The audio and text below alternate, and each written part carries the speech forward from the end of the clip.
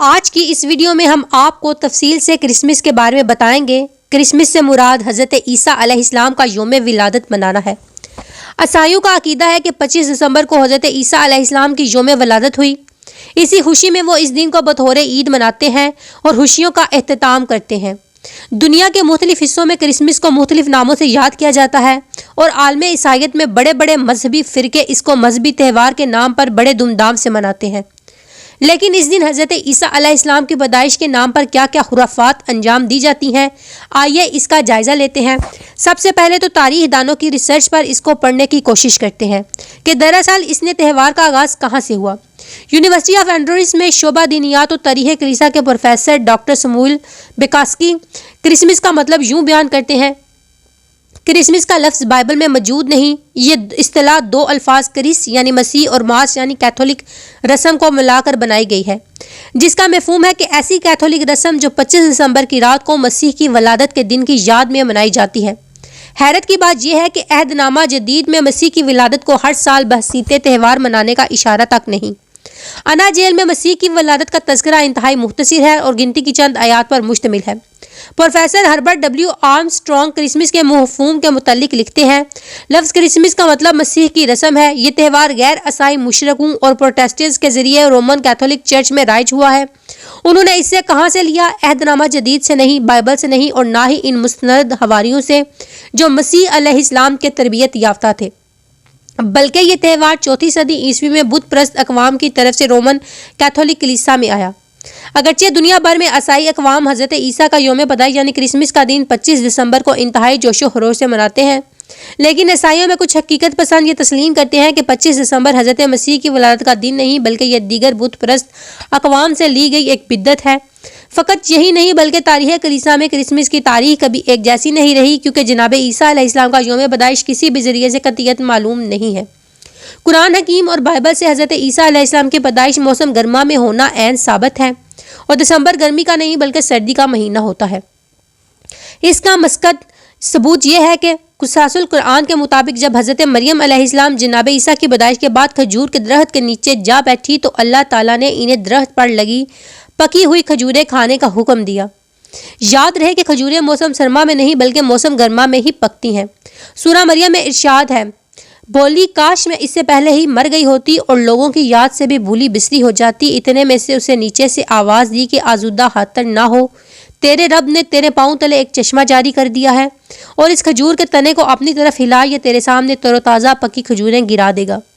اب چین سے کھا پی اور آنکھیں ٹھنڈی رکھ۔ اگر تجھے کوئی انسان نظر پڑ جائے تو کہہ دینا کہ میں اللہ رحمان کے نام کا روزہ مان رکھا ہے، میں آج کسی سے بات نہ کروں گی۔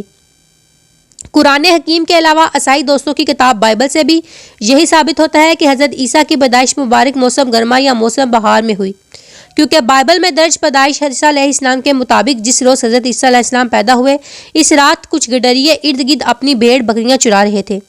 انسائکلوپیڈیا امریکانہ میں کرسمس کے موضوع پر تحریر کردہ مضمون میں اس عقد کو یوں کشا کیا گیا ہے: بہت سے مذہبی ماہرین کے مطابق عیسائی کلیسا کی ابتدائی صدیوں میں کرسمس نہیں منائی جاتی تھی۔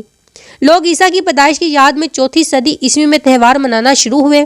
اس دن منانے کا حکم دیا، جس دن مغربی قدیم اہل روم اپنے سورج کی دیوتا کا جنم دن یعنی 25 دسمبر کو منایا کرتے تھے، جبکہ مسیح کے اصل یوم پیدائش کا کسی اور کو کوئی خاص علم نہ تھا۔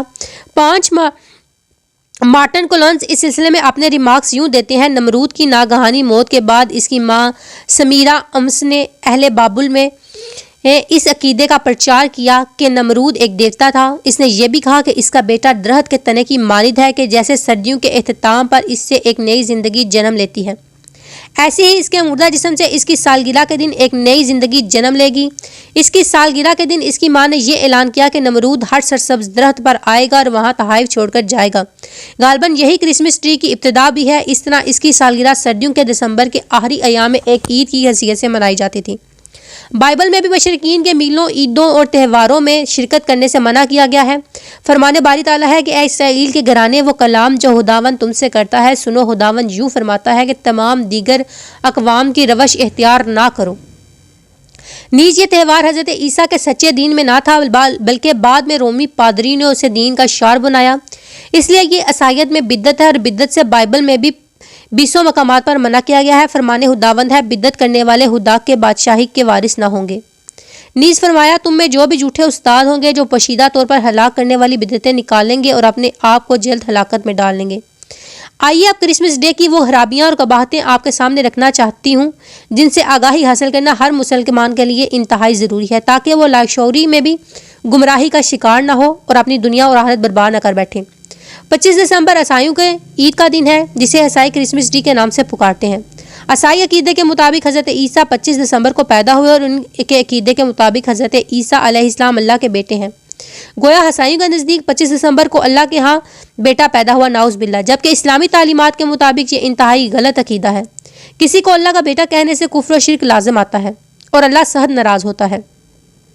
जब हम लाशऊरी तौर पर किसी को क्रिसमस की मुबारकबाद देते हैं तो हम इस बात से इत्तेफाक करते हैं कि अल्लाह ने बेटा जना। ईसाइयों के अकीदे के मुताबिक हज़रत ईसा अल्लाह के बेटे हैं, नाउज़ बिल्लाह, जबकि इस बात का इकरार कुफ्र और शिर्क तक पहुँचा देता है। इस सूरत करीमा में कई मज़ाहब यानी ईसाई, यहूदी, मशरकीन अरब और हिंदुओं का रद्द है, क्योंकि ईसाई हज़रत ईसा को अल्लाह का बेटा मानते हैं, यहूदी हज़रत अजीज़ को अल्लाह का बेटा मानते हैं, मशरकीन अरब फरिश्तों को अल्लाह की बेटियां मानते हैं, हिंदू करोड़ों की तादाद में महलूके खुदा मानते हैं। चुनांचे अल्लाह ताला का इरशाद है, कह दीजिए वो अल्लाह एक है, अल्लाह बेनियाज है, ना इसकी कोई औलाद है और ना वो किसी से पैदा हुआ और ना ही कोई इसका हमसर है। नबी करीम का इरशाद मुबारक है, जो शख्स जिस कौम की मुशाबत तैयार करेगा वो इन्हीं में से होगा। 25 दिसंबर को मैरी क्रिसमस या हैप्पी क्रिसमस कहकर एक दूसरे को मुबारकबाद देना शिर्क है। इससे बच्चें और अपने मुसलमान बहन भाइयों और दोस्तों को इस शिर्क वाली लानत से बचाएं।